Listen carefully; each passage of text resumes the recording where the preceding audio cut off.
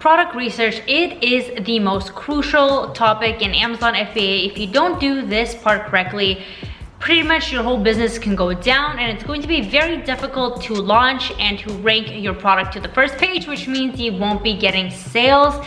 And I know that this is an area that most people struggle with, and I do mentorship calls and most of them are around product research. And also, my course focuses very heavily on product research, such as literally everything you need to know. So I have actually 2 modules on product research, but today I wanted to really break down a product or 2 and really show you exactly what I look for when I validate a product, everything you need to know about, not everything you need to know, there's actually a lot that you need to know about product research, but just really the most important things that you need to know. I think you'll find a lot of value in this video. I'm really going to do some heavy analysis and really show you what I look for. So if you are a beginner on product research, or if you're even looking for your next product, then you will definitely find a lot of value here. So let's go.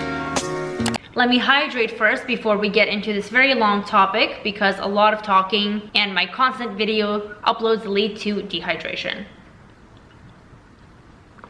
By the way, this water is probably the best water I've tasted. Mountain Valley spring water. It really is the best type of water, even better than Fiji water. Anyways, side note, my name is Karina. Welcome back to my Amazon FBA channel. I post videos all the time, so please do subscribe and like this video, because you're going to save a lot of money and time in Amazon if you watch my videos. I literally promise you. Okay, so let's get into product research specifically.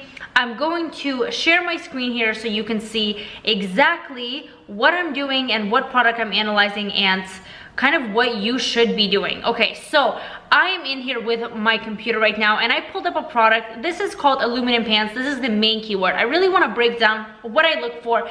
I have a whole playlist on product research. So if you want to see exactly that and exactly how I find products, you can check all those videos in that playlist. It's completely free. If you are a student of mine, then you know all the ways that I use to do product research. We go into very in-depth analysis.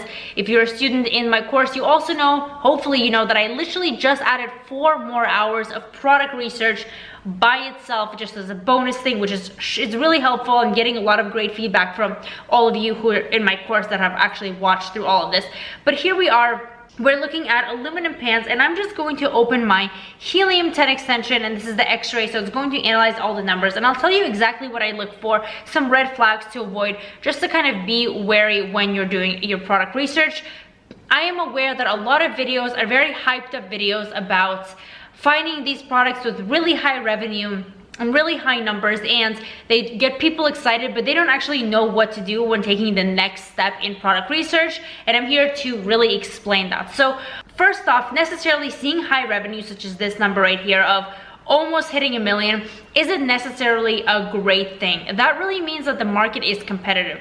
If the whole market is doing very high numbers, and to me, anything above 30K a month is high numbers, that to me signifies that you need to get a lot of sales in order to match that seller, right? So the whole purpose of Amazon is to get to page 1.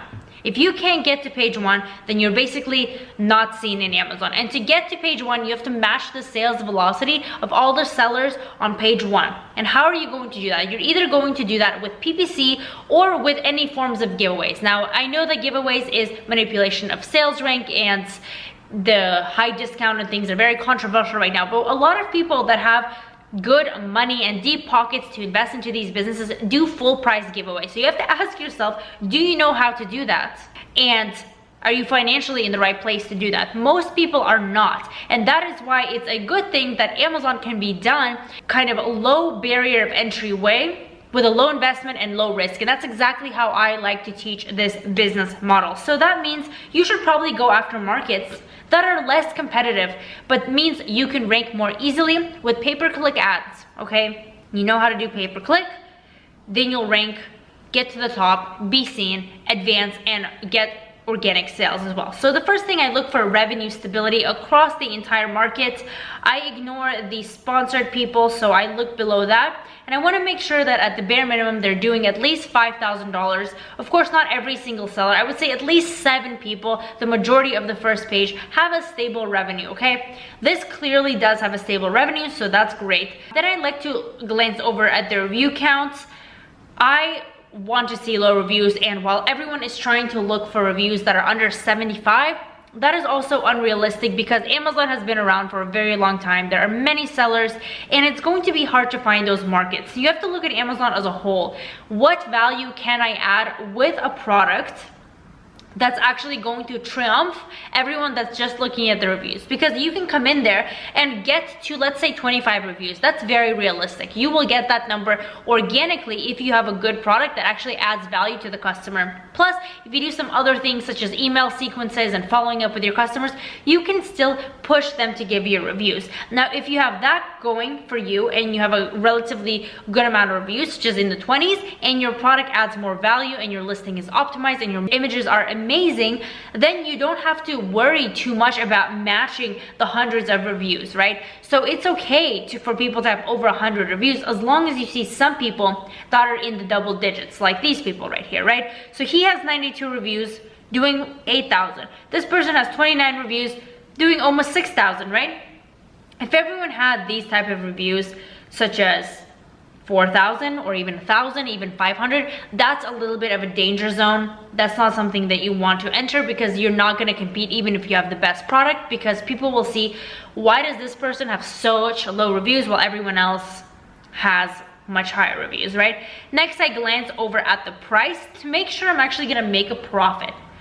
So you want to see, okay, $15 and above usually is profitable if you take away sourcing. But here's also really interesting because you want to glance over at the FBA fees section right here. And that's how much Amazon is going to charge to actually ship your product, to pack your product, to store your product, everything. And that is not including your actual product cost and your shipping cost. And by the way, if you don't use Helium 10, or if you don't know, you can get a discount on this with my coupon codes. If you use the code Karina50, you'll get 50% off the first month. If you use the coupon code Karina10, you'll get 10% off every reoccurring month for however long you're signed up for the program. And the links for that are down below if you forget the name, the coupons, okay? So that's also important to factor in. So let's just take a glance over here. This is kind of a danger zone too. Look, he's selling it for $9.99. He's making $8,000, but his FBA fee alone is $5.77. So, I mean, that gives him barely $4 to factor in the cost of the product, the shipping of the product, and then that's not including any PPC costs that he has to have. So you really want to make sure that there's profitability. I was on a coaching call with a student the other day, and she had tremendous profit margins, okay? Her product was in the beauty category, and her profit margins was $36. That is a great profit margin. She was selling well. So $36 of profit, that's what you're putting in your pocket, which means she has a great advantage because she can invest, even if she invests half of that into PPC, and half of that is $18. She can get a lot of sales with $18 that will just boost her sales rank, and she'll get a better sales rank. She'll get more sales organically. So that's the power in really having those high profit margin products. And that's what I like to teach my students too, is not necessarily just looking for something that's profitable, but giving a product a premium value, which means you can increase the price because your packaging is premium, your whole offer is premium. Maybe you have a bundle or a pack or a set that really takes your product to the next level, and you're adding so much value to the customer that they're picking your product over everyone else. Plus, now you can up the price higher than everyone else. You can have a higher perceived value to your product, which means there's more money going back to your pocket, and also more money to reinvest back into the product, back into PPC, to boost your sales, to boost your organic rank, to essentially increase your revenue. And that's kind of the beauty of this business too, is if you find those niches and really improve on them, that really pays off long term. It's not about just finding something that's selling really quickly and doing really well. It's really about long-term sustainability. Okay, next I take a look at what is this dominated by. Okay, first you want to make sure that it's not brand dominated. So a lot of the times one brand may have entered the market and they're just kind of dominating the whole thing, right? If that's not the case, that's great. Another thing you want to check out for what's dominating is Amazon dominating the market. If Amazon is selling maybe 1 or 2 items, or they're one of the sellers, and you can see that here, that's okay. You know, Amazon likes to go in there and make their profits as well with items that are really easy, that don't really need much branding. Like in this case, aluminum pans. This is really an item that requires very little thought, so they just go in there, launch it, and call it a day. Not much branding.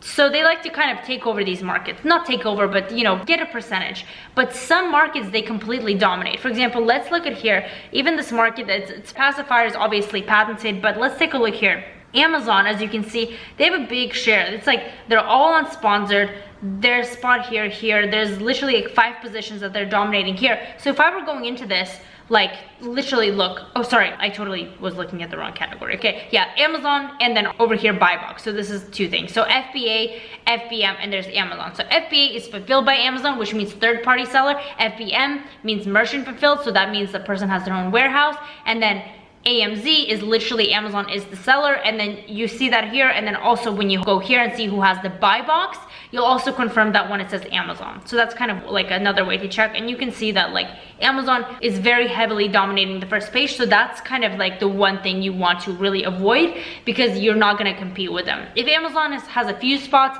that's totally fine, but if they have all the spots, good luck. Okay, you don't want to do that. So that's kind of like the general analysis here that you want to pay attention to. Review count, also like review velocity. If you see someone having like suspicious surplus of reviews, that's a danger zone. If they have negative, like a negative number here too, that means their reviews have been removed, which means they're probably doing something suspicious, and that's not something you want. So that's a really good way to sell. Another thing I want to touch on is actually like the profitability of the item.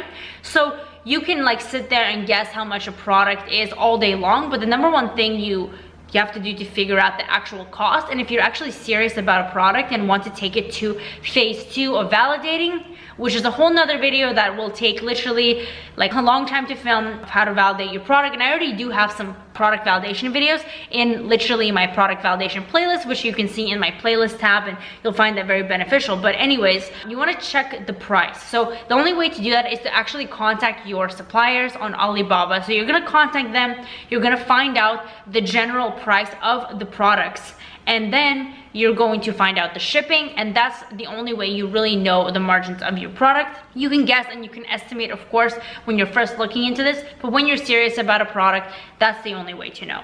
So that's a really kind of overview of the things that are kind of red flags and really important things. Then there is taking it to step 2 and really digging deeper and doing your keyword research, your competition research, your market research, finding how you can improve the product, and finding out why the sellers on the first page are really selling well. And those are really, really deeper parts, and all of this I cover in depth and more than you can ever need to find a successful product in my Amazon course, which is linked down below if you're interested. It's currently 50% off because I'm welcoming the new year this way. So if you're interested, excuse me, I guess I need some more of this water. Anyways, if you're interested, it's down below. Take action. Seriously, there's a lot of opportunities, and I'm always studying new ways how to be able to get you into this business model as low risk as possible. And that's kind of the way I like to teach this business model. And I think many people get stuck on the step because they think they need to order 1,000 MOQ and just these really expensive items, but that's not the case. You can still be successful with testing the markets out. So anyways, you can find all my links down below, such as my program, my one-on-one mentorship, all my Facebook groups and Instagram. And thanks for watching, and I hope you benefited, because that's the goal. And I'll see you soon in my next video.